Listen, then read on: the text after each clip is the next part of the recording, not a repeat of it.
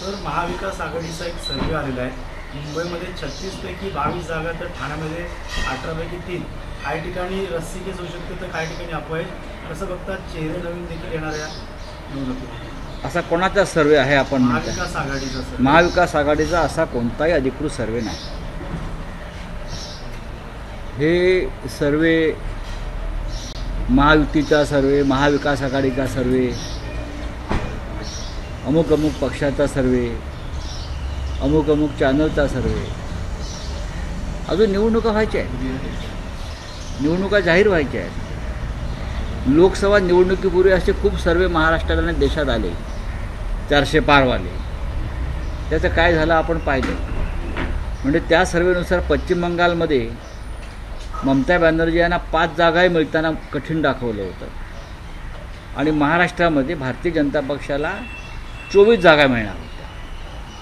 तेव्हा तुम्ही हे जे सर्वे किंवा त्या संदर्भातल्या अफवा ज्या आहेत त्याच्यावर विश्वास ठेवू नका. महाराष्ट्रात कोणत्याही परिस्थितीमध्ये सत्ता बदल होतो आहे, आणि महाराष्ट्रात परिवर्तन होण्याच्या प्रक्रियेला सुरुवात झालेली आहे.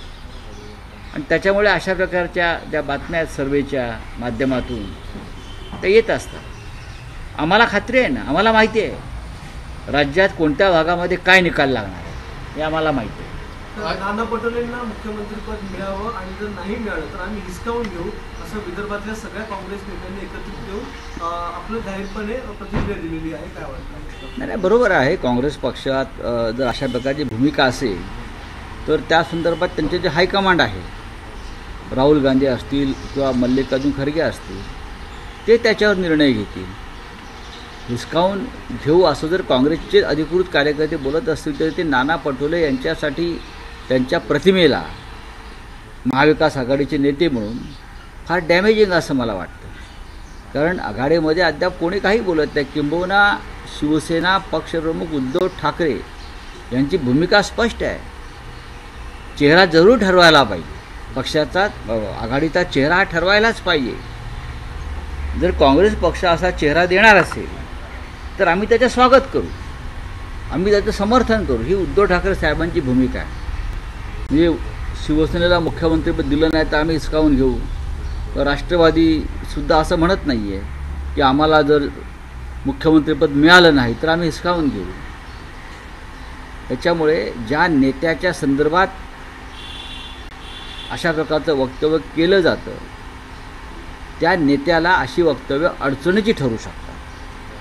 नाना पटोले हे अत्यंत संयमी नेते आहेत काँग्रेस पक्षातले, निस्वार्थी नेते आहेत काँग्रेस पक्षातले.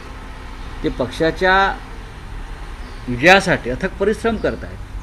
त्याच्यामुळे त्यांच्या समर्थकांनी त्यांना अडचणीत आणण्याचं काम करू नये. अजित पवार यांना महायुतीतून बाहेर काढण्यासाठी भाजप आणि शिंदे गटाकडून पद्धतशीर प्रयत्न सुरू असल्याची माहिती समोर येते. बघा, भारतीय जनता पक्ष आणि हा मिंदे गट हे 1 नंबरचे कारस्थानी आणि कपटी लोक आहेत. भाजपवरती कोणी विश्वासच ठेवू नये. ते आपल्या जवळच्याच मित्रांचा काटा काढतात. आज अजित पवारचा काटा काढतील आणि निवडणुकीनंतर मिंदे गटाचा काटा काढतील, गर्दन उडवतील. हे निर्दयी लोक आहेत. त्याचा अनुभव आम्ही घेतला आहे. या देशातल्या अनेक त्यांच्या मित्रपक्षाने घेतलेला आहे.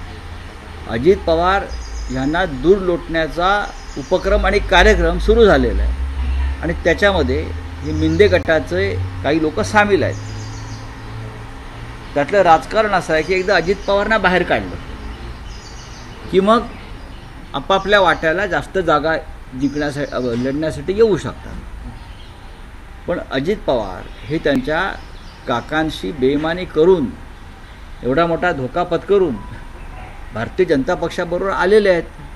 पण आता गरज सर्व वैद्य मरो ही भूमिका असल्यामुळे अजित पवारांना अडचणीत आणणारी वक्तव्य, भूमिका दोन्ही गटाकडून घेतल्या जात आहेत.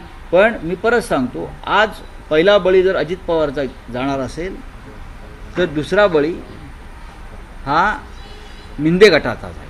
हे 100%.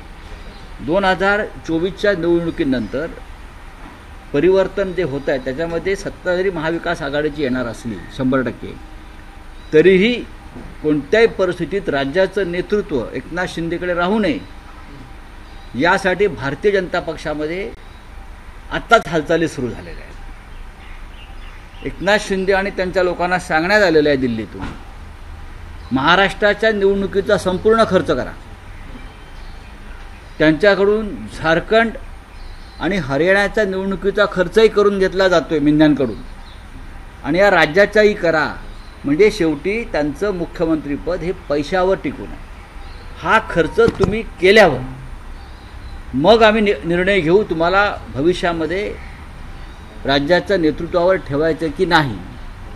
आणि म्हणूनच जी भ्रष्टाचार आणि लुटमार राज्यात जी सुरू आहे ती यासाठी हजारो कोटी रुपये गोळा करून या सरकारला, या सरकारच्या नेत्यांना, मुख्यमंत्र्यांना दिल्लीला द्यावे लागतात. थैल्या एकेकाळी आम्ही मुंबईतून कशा थैल्या जातात दिल्लीत याची वर्णनं करत होतो. तेव्हा दिल्लीत काँग्रेसचं राज्य होतं. आज गुजरातच्या व्यापार मंडळाचं राज्य आहे, पण थैल्या देण्याचं काम महाराष्ट्रातल्या किंवा मुंबईतल्या नेत्यांनाच करावं लागतं.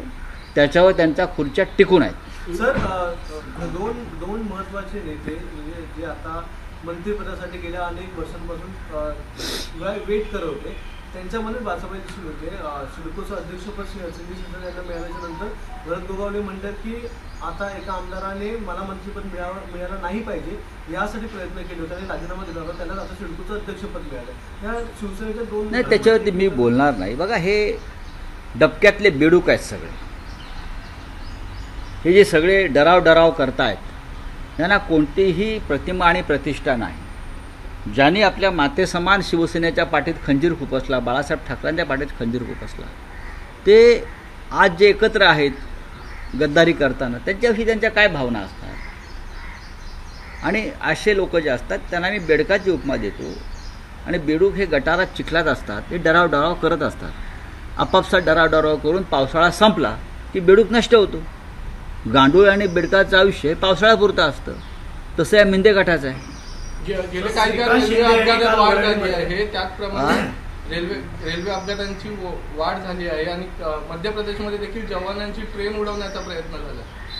हो, मग मध्य प्रदेशमध्ये भारतीय जनता पक्षाचं राज्य आहे. मध्य प्रदेशमध्ये काही काळापूर्वी लष्करातल्या एका अधिकाऱ्याच्या जवळच्या मैत्रिणीला त्याच्यासोबत असताना तिचा विनयभंग करण्याचा प्रयत्न झाला. लॉ अँड ऑर्डरचा विषय हा ओरिसा, मध्य प्रदेश या भाजपशासित राज्यात जास्त आहे. विशेषतः महिलांवरील अत्याचार, बलात्कार, लैंगिक शोषण आपण पाहिलं असेल. ओरिसामध्ये आणि मध्य प्रदेशमध्ये लष्कराच्या अधिकाऱ्यांच्या कुटुंबातील महिलांवरती अत्याचार झाले. आणि भारतीय जनता पक्षाचे लोक जे पश्चिम बंगालला रस्त्यावर उतरले, जे मुंबईमध्ये आम्हाला प्रश्न विचारत होते, ते गप्प आहेत. जर एक ट्रेन उडवायचा प्रयत्न झाला असेल तर त्या संदर्भात रेल्वे मंत्र्यांपेक्षा देशाच्या गृहमंत्र्यांनी उत्तर दिलं पाहिजे. अमित ठाकरे म्हणतात की आदित्य ठाकरे समोर मला उभे करू नका. अमित ठाकरे म्हणतात आदित्य ठाकरे समोर उभे नका करू मला, आणि पक्ष जो निर्णय घेईल त्या ठिकाणी उभा राहा. ठीक आहे, अद्याप हे सगळे निर्णय व्हायचे आहेत. शेवटी कुटुंब एक असतं, एक लक्षात घ्या. जरी राजकीय प्रवाह वेगळे असले, राजकीय भूमिका वेगळ्या असल्या, तरी एक कुटुंब असतं आणि त्या कुटुंबातला एक ओलावा कायम असतो. तर श्रीकांत शिंदे देखील वरळी या ठिकाणी काल लोकसंवाद साधलेला आहे. त्यांचं म्हणणं आहे की सणवार आले तरच आदित्य ठाकरे दिसतात, असेल तर दुसऱ्या ठिकाणी निवडणूक लढवावी असं देखील श्रीकांत शिंदे यांनी काल वरळी. श्रीकांत शिंदे कोण सांगणार? श्रीकांत शिंदे हे चोऱ्या माऱ्या करून लोकसभेत जिंकले. त्यांना उद्धव ठाकरे यांनी खासदार केलं, हे सगळ्यांना माहिती आहे. कदाचित भविष्यात ते खासदार नसतील आणि त्यांचे वडील मुख्यमंत्री नसतील. त्याच्यावर आज मुख्यमंत्री आहेत म्हणून त्यांची पोपटपंची सुरू आहे. चला, थँक्यू. लोकसभेनंतर विधानसभेत देखील पैशांचा पाऊस पडू शकतो का? पुन्हा एकदा सुटकेस प्रकरण येऊ शकतं का विधानसभा निवडणुकीदरम्यान? काय येणार नाही. हे महाराष्ट्राचं सरकार जे पैशाच्या थैल्यांवरती सत्तेवर बसलं आहे. प्रत्येक निवडणूक आणि प्रत्येक त्यांचं पाऊल हे खोके आणि पैसे ह्याच्यावर टिकून आहे, उभं आहे. तर ते विधानसभा निवडणुकीतसुद्धा 2014ला ज्याप्रमाणे पाऊस पडला होता शिवसेना आणि भाजपची युती तुटल्यावर, त्या पद्धतीनं हा पैशाचा पाऊस नक्कीच पडेल. सर, हिंदी में जानना चाहेंगे, बॉम्बे हाई कोर्ट की नई इमारत का उद्घाटन हो रहा है. चीफ जस्टिस जो है वो एकनाथ शिंदे और चीफ जस्टिस मुख्यमंत्री मुख्यमंत्री को सुरक्षित है, एक मंच पर टिकने वाले हैं, किस तरीके से देखते हैं इसके क्या देखिए, देखिए इस प्रकार से कार्यक्रम होते हैं। अगर किसी राज्य में हाईकोर्ट का निर्माण होता है या हाईकोर्ट का भूमि पूजन होता है तो चीफ जस्टिस आते हैं, वहाँ के मुख्यमंत्री आते हैं। मैं उसके ऊपर कोई राजनीतिक टिप्पणी नहीं करूँगा, लेकिन ज़रूर ये सुप्रीम कोर्ट न्याय देने में हमको असफल रही है। ट्रेन हादसा जो है लगातार उसकी संख्या बढ़ती जा रही है। एक बार फिर मध्य प्रदेश में जो है जो जवानों की ट्रेन है उसको जो है- जवानों की ट्रेन का हादसा है या और कुछ है? जो पुलवामा में हुआ था आपको मालूम है। बीजेपी शासित राज्यों में चुनाव जीतने के लिए कुछ भी हो सकता है। उस बारे में गृह मंत्री ने जवाब देना चाहिए कि बार बार ऐसी घटनाएं क्यों होती है। अब तक ये पुलवामा का जांच नहीं कर पाए हैं, और अगर जवानों की जो ट्रेन है उनके ऊपर कोई इस प्रकार का घातपात या गड़बड़ होती है तो जिम्मेदार वहाँ की भाजपा शासित सरकारें है, गृह मंत्री है और रेलवे मंत्री है, और कौन हो सकता है। चलो, थैंक यू। एबीपी माझा, उघडा डोळे बघा नीट।